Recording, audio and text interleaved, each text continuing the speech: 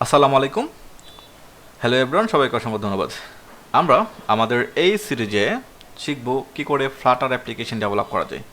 মানে হচ্ছে ফ্লাটার দিয়ে কি করে মোবাইল অ্যাপ্লিকেশন ডেভেলপ করতে পারি, আমরা আমাদের এই সিরিজে শেখার চেষ্টা করব। ফ্লাটার নিয়ে কাজ করার আগে আমরা কিছু বেসিক কথাবার্তা বলবো, বেসিক জিনিস জানবো যে আসলে ফ্লাটার জিনিসটা কি। আগে একদম বেসিক একটা কনসেপ্ট দিয়ে রাখি, ফ্লাটার দিয়ে আমরা মোবাইল অ্যাপ্লিকেশন ডেভেলপ করবো, মানে হচ্ছে অ্যান্ড্রয়েড অ্যাপ্লিকেশন ডেভেলপ করব, যে অ্যাপ্লিকেশনটা আমরা আমাদের অ্যান্ড্রয়েড মোবাইলও চালাতে পারবো, অ্যাপেলের মোবাইলও চালাতে পারবো। মানে হচ্ছে এটা হচ্ছে একটা ক্রস প্ল্যাটফর্ম, এটা যে কোনো ডিভাইস আমরা আমাদের এই অ্যাপ্লিকেশনটাকে চালাতে পারবো। সো এর আগে জানি যে ফ্লাটার অ্যাপ্লিকেশন মানে ফ্লাটার দিয়ে যদি আমি মোবাইল অ্যাপ্লিকেশন ডেভেলপ করি কী কী বেনিফিট পাবো।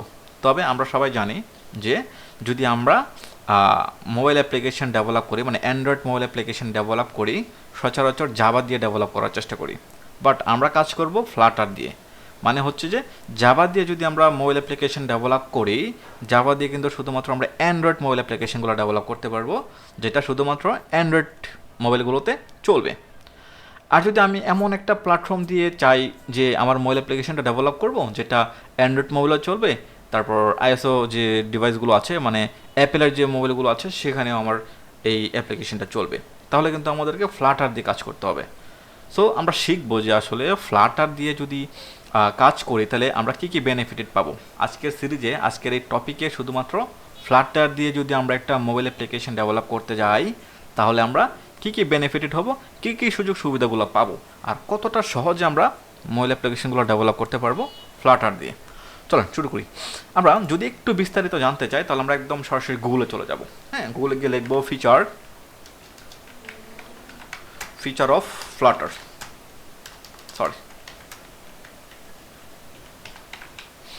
Feature of Flutter apps development.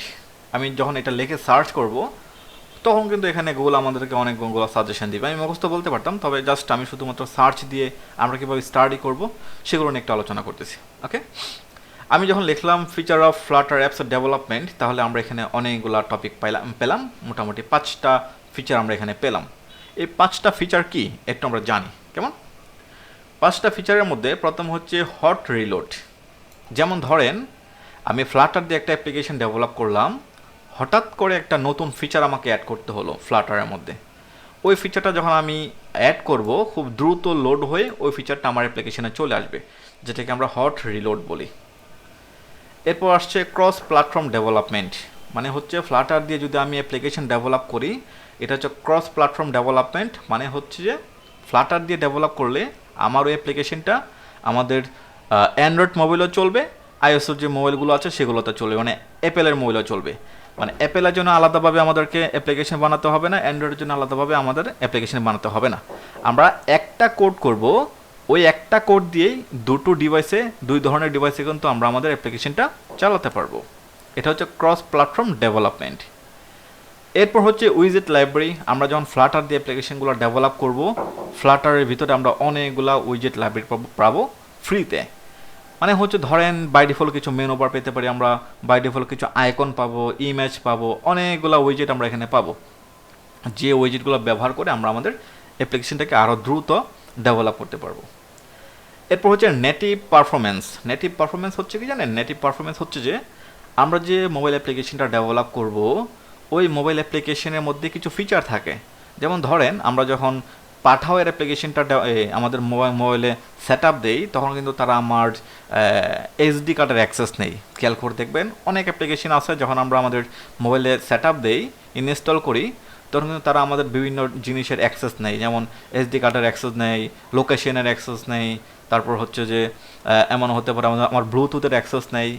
এই টাইপের যে অ্যাক্সেসগুলো নেই মানে হচ্ছে আমাদের ডিভাইসের যে ফিচারগুলো আছে, যেমন এসডি কার্ড হতে পারে, লোকেশন হতে পারে, ব্লুটুথ হতে পারে, আরও অনেকগুলো মানে অ্যাক্সেস হতে পারে। এই টাইপের অ্যাক্সেস আমরা নিতে পারবো নেটিভ পারফরমেন্সের সাহায্যে। মানে হচ্ছে আমি যখন অ্যাপ্লিকেশনটা ডেভেলপ করব, আমি ওই ডিভাইসের কী কী অ্যাক্সেস চাই সেটা আমরা নিতে পারবো। ওকে, খুব সহজে নিতে পারবো, একদম বেশি কোড লেখা লাগে না, অল্প সংখ্যক কোড লিখে কিন্তু আমরা ডিভাইসের অ্যাক্সেসগুলো নিয়ে নিতে পারি।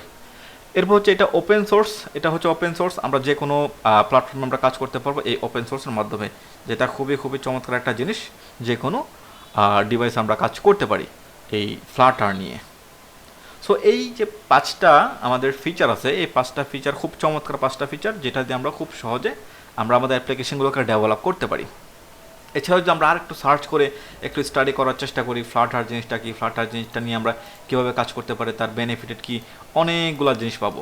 আমরা ফ্লাটার নিয়ে শুরু করার আগে যদি আমরা একটু স্টাডি করে নিতে পারি যে আসলে ফ্লাটার নিয়ে আমরা কীভাবে কাজ করব, ফ্লাটার নিয়ে কি কি হয় না হয়, ডিটেলটা যদি আমরা একটু স্টাডি করে নিতে পারি কাজ শুরু করার আগে, কিংবা যে কোনো একটা জিনিস শেখার আগে যদি আমরা একটু স্টাডি করে নিতে পারি, তাহলে কিন্তু আমরা আমাদের বেসিক কনসেপ্টটা একটু ক্লিয়ার হবে যে আসলে ফ্লাটার দিয়ে আমি কি কি কাজ করব, ফ্লাটার আমাকে কি কি সুযোগ সুবিধা দিবে, এই সুযোগ সুবিধা কেন আমাকে জাভা অ্যান্ড্রয়েড অ্যাপ্লিকেশন দিচ্ছে না, এইসব সম্পর্কে আমরা একটু বিস্তারিত স্টাডি করে জানার চেষ্টা করব।